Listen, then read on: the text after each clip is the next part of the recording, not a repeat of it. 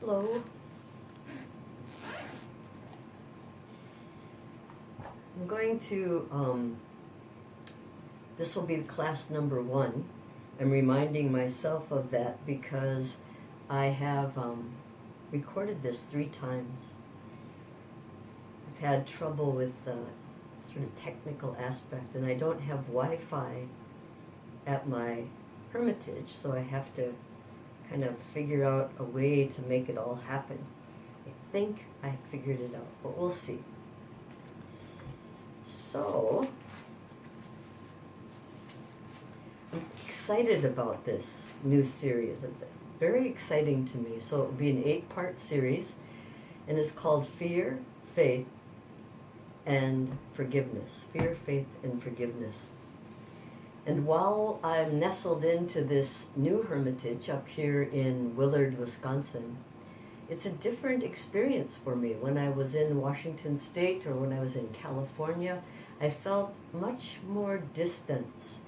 And that is absolutely relative. But I feel your love and your caring and your effort to establish and promote healing in your bodies and minds, especially your minds. I feel that, and I feel more strongly connected being only less than 3 hours away. So I'm staying here until the end of April. I was going to try to come in on the end of January, but I've gone ahead and decided just to stay put because my retreat is really strengthening. And if I make that trek back into Madison and back to the Hermitage, I kind of lose the thread. And I really am experiencing the happiness, the joy of retreat, just really settling in. So I'm going to come home or to Madison end of March, and I'm wondering, I'm going to do a teaching at the Goodman Center on a Wednesday, I think. I have talked to Margot still. And I'm also considering doing a weekend course, so we would do a Friday night and all day Saturday, if there was interest. So I'm wanting some correspondence back. This linked video is only going out to a relatively small number. I think it's 20 people, and you are encouraged to share, if you wish, your link with those you might want to also be a part of this series. So I'm so open to it. But as you receive these links, I also want you to, if you can, email me back some questions that you have, answers to this question. So the answer to this question is, do you want, are there enough people? So 6 to 10, there can be more than that. If there are 6 people interested, I'll go ahead. If there are more than that, wonderful. If there's less than that, oh well. I think we'll be able to cover the cost very easily, and I'm happy to just put that money out if need be.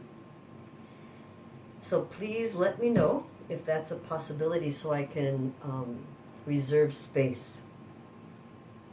Let's go back to the series, Fear, Faith, and Forgiveness. When we look at those 3 words, fear, faith, and forgiveness, I want you to see or understand how they are related, fear, faith, and forgiveness. And it can even be more challenging. So one of the questions, if you're keeping notes, just putting in your, I like to write in the margins my questions, but one question is, how are fear, faith, and forgiveness related? So you just like a rudimentary understanding. What understanding do you have already intellectually? And also, as you hear those words, fear, faith, and forgiveness, this is a bit more challenging. What experience do you have? What experience do you have with the word fear?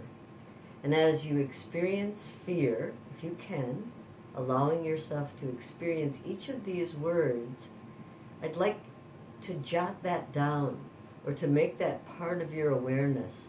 Where are you in relation to those 3 words at this time? It can change by the end of the day or by tomorrow. They change.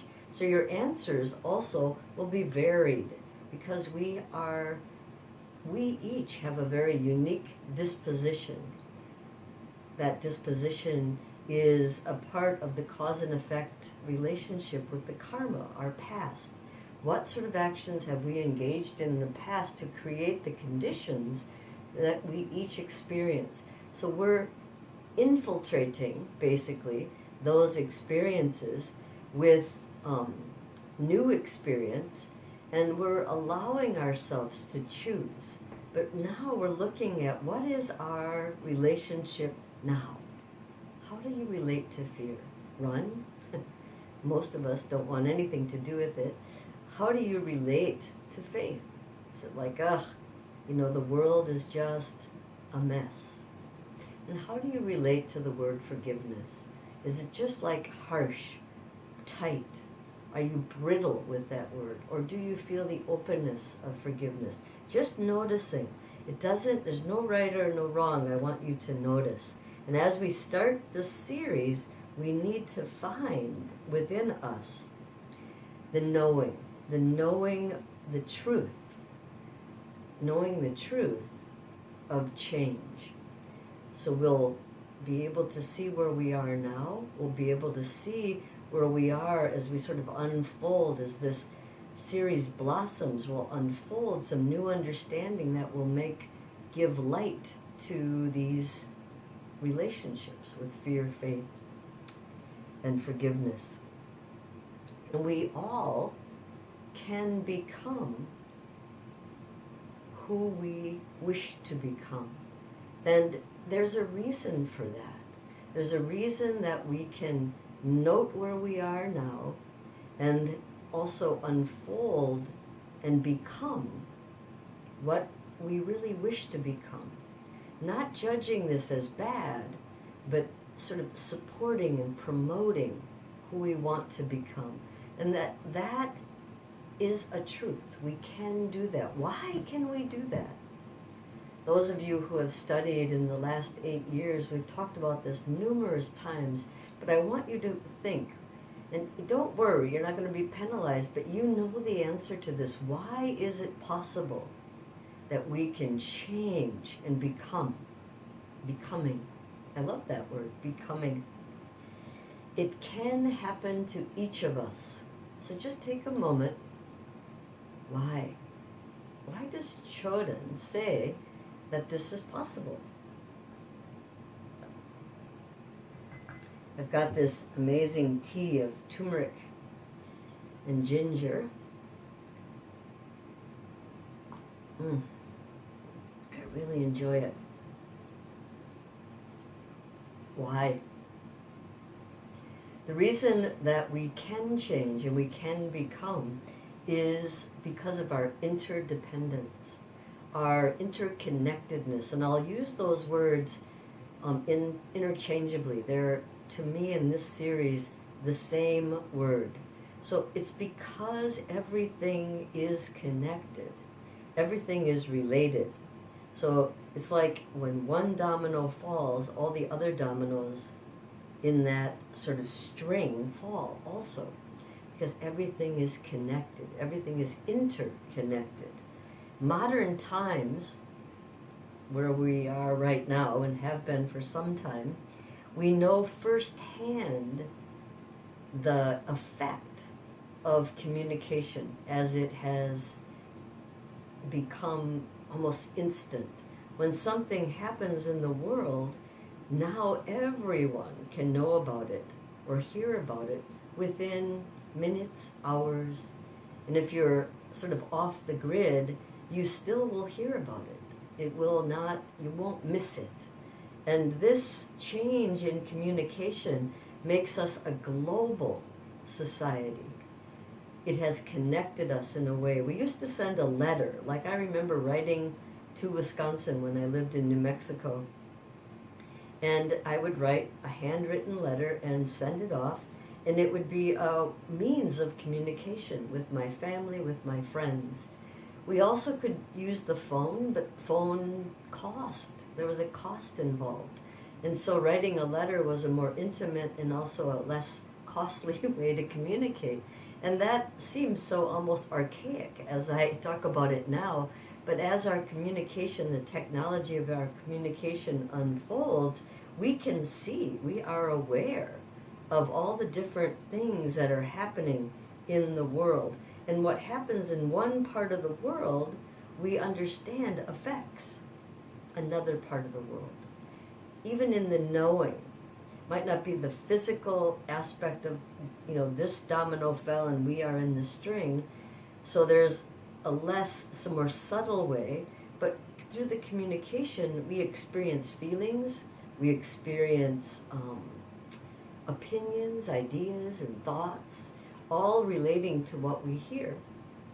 And our awareness that we live in a world where all of us are connected, we also have a world that the nature, the environment itself sustains us. We can see, if we open our eyes, that the world around us sustains us.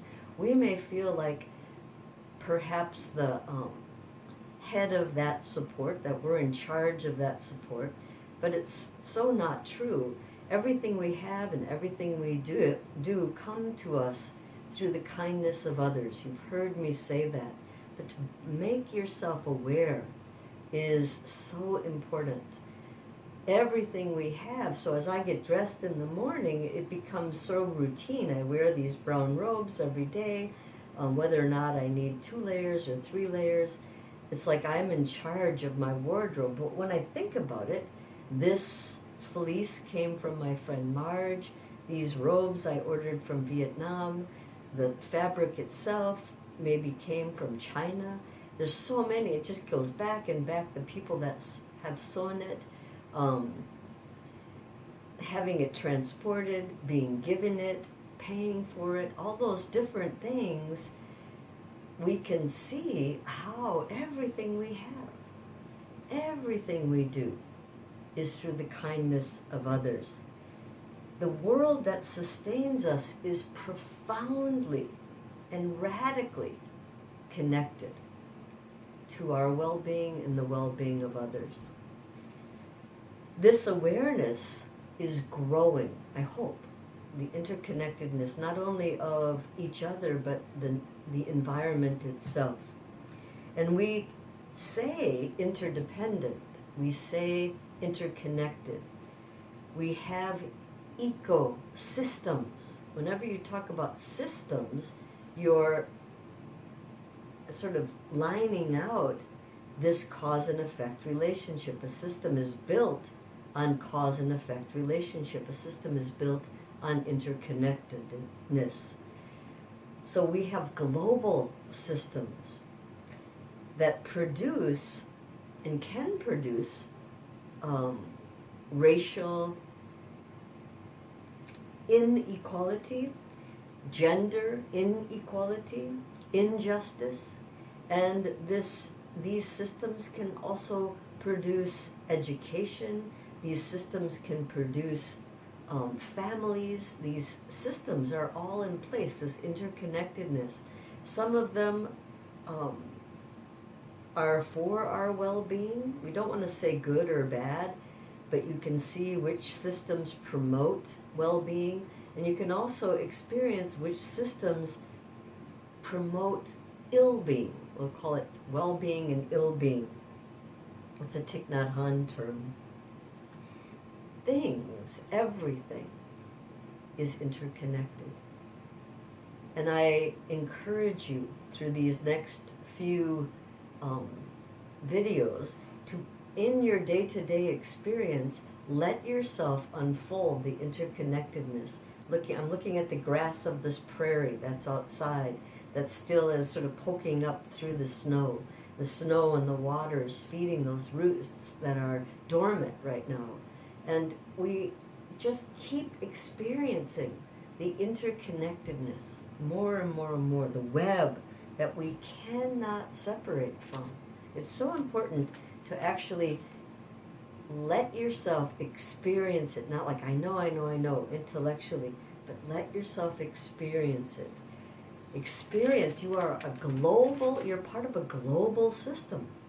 All of us that are in this container are a part of this global experience. And interdependence is not just a theory. It's not a philosophy. It is a truth. And it is a truth that is as obvious as gravity. Yet, we have separated ourselves from this truth in many different ways that we're going to discuss. And our bodies are also a part of this system. Everything that we eat gets digested. That whole bodily system is also something that you can think about. Everything is interdependent. And then that goes beyond to your mind. What goes in your mind, what you ingest in your mind, your opinions, your ideas, your thoughts, your feelings, color the world that you perceive. We've talked about this many times. But to just ask yourself these questions, make a short list of what are your perceptions?